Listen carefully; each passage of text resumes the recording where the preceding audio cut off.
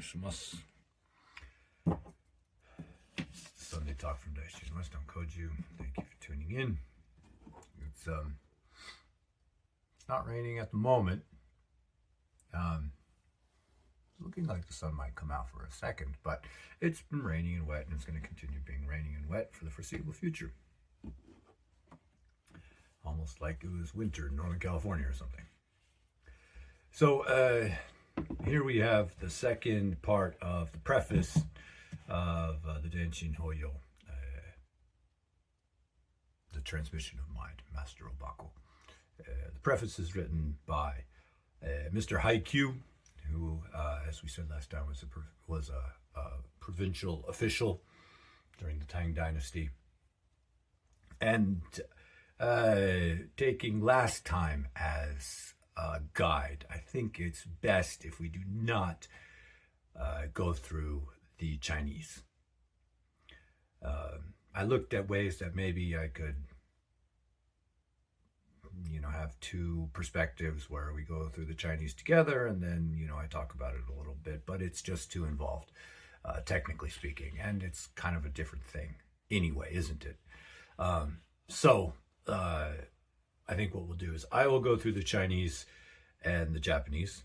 I have Iria Sensei's Japanese translation, and then I will do a rough translation in English. And I'll read the English translation, and if there are points where there are interesting idioms or, interesting points, then I'll bring those up and, reflecting on some of these idioms or Chinese phrases can be helpful for our own practice. For example, last time, you may recall that we ended with Mr. Haikyuu was saying, Obaku only transmitted one mind. He only taught one mind, holding that there was nothing else to teach. Mind and matter are both void, and the chain of causation is motionless. And you recall that I brought up that this chain of causation, the kanji for that is ban-en, the 10,000 karmic connections.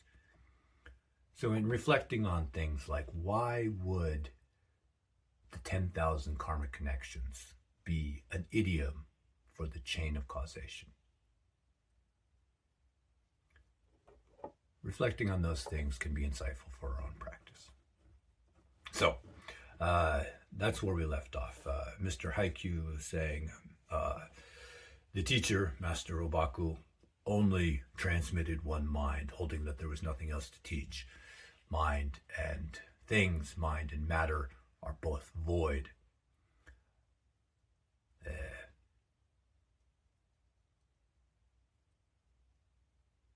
Mind and matter are both void.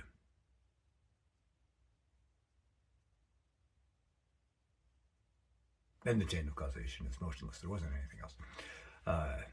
Hi. And he continues. Mind is like the sun journeying through the sky, emitting glorious light, uncontaminated by the finest particle of dust. To those who have confirmed this, there is neither new nor old, shallow nor deep. Those who speak of it offer no explanations. They set up no sects and open no doors or windows. This right here is it. Reason about it, and immediately you miss it.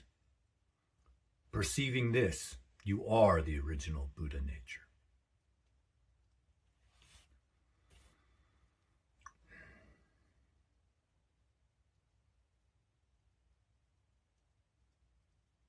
So let's remember that this is in context. He says, Master Obaku only transmitted one mind, holding that there is nothing else to teach. Mind and things are void, and the chain of causation is motionless. Mind is like the sun journeying through the sky, emitting glorious light, uncontaminated by the finest particle of dust.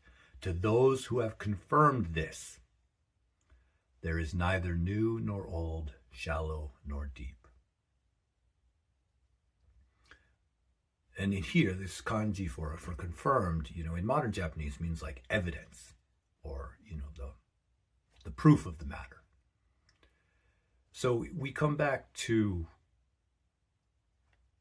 we're not taking anybody's word for this. Master Obaku isn't asking us to trust him. And Haikyuu-san, Mr. Haikyuu, the guy who's writing the preface here, he's not saying we should. Mind is like the sun journeying through the sky, completely penetrating everywhere equally. Completely unobscured. Always shining brightly. To those who have confirmed this, there is neither new nor old, shallow nor deep. There is only one mind. That doesn't mean that new nor old, shallow and deep don't provisionally exist. It means that those are seen as aspects of that one mind that penetrates everywhere equally. I'm still me, you're still you. Those who speak of it offer no explanations. They set up no sects and open no doors or windows. This is provisionally a Rinzai Zen temple. And I'm provisionally a Rinzai guy. There is no other. There is just one human religion. And even saying that is confusing, or putting it, doesn't quite hit it, because it implies that there's something else. There isn't anything else. Everything that ever arises, any experience that ever happens, is, for the sake of the conversation, a religious experience, is itself that religion. They set up no sects. That is to say, there is no differentiation anywhere. We might do things this way in this particular temple, and they do other things other ways in some, in a Catholic church or whatever.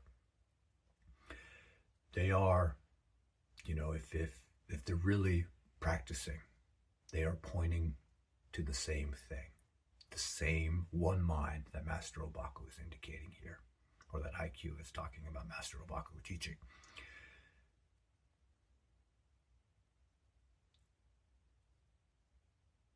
And in that sense,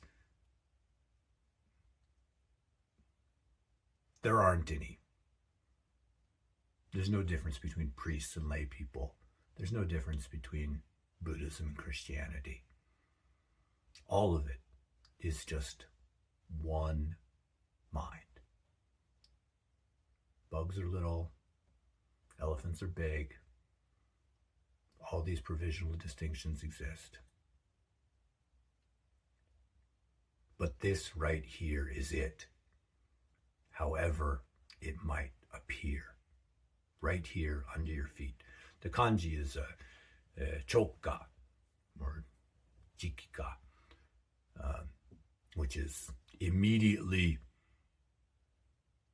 under.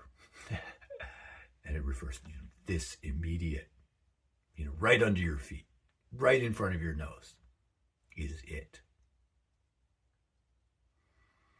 Reason about it, and immediately you miss it. So we've already said way too much. Perceiving this, you are the original Buddha nature. And it doesn't, of course, in the text, there's no subject, there's no you in there.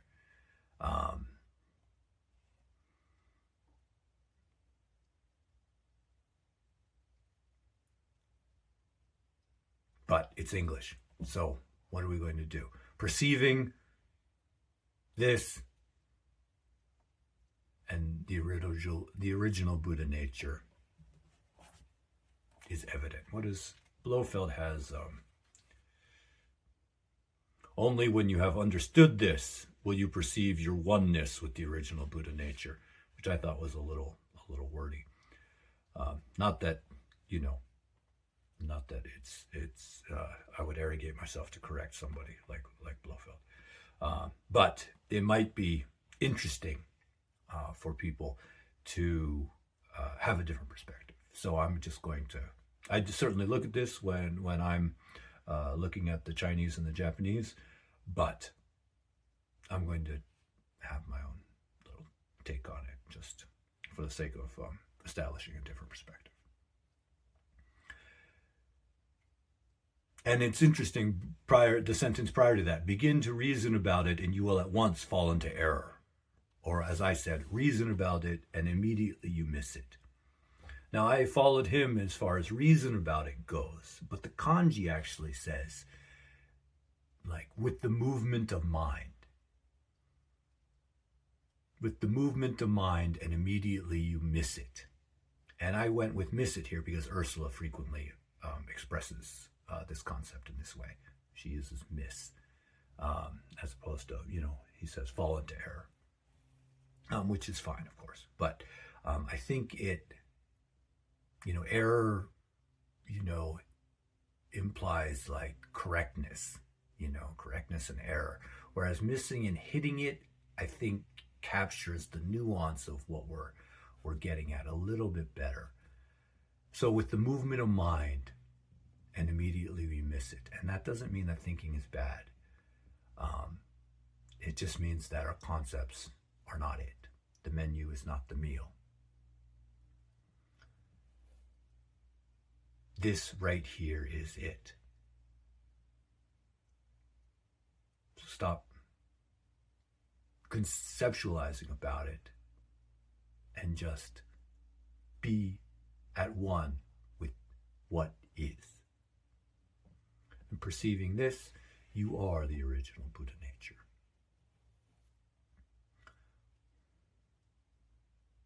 There's no, how does he say? Perceives your oneness. There's no expression of oneness or anything, or expression of any sort of separation in the kanji, of course. It's just perceiving this, the original Buddha nature. So we get into a tricky spot with language, because language requires this dualistic expression. To express union, you have to have, you're postulating duality already. You're postulating separation. There's not any separation. There's just one mind. There is only that unity.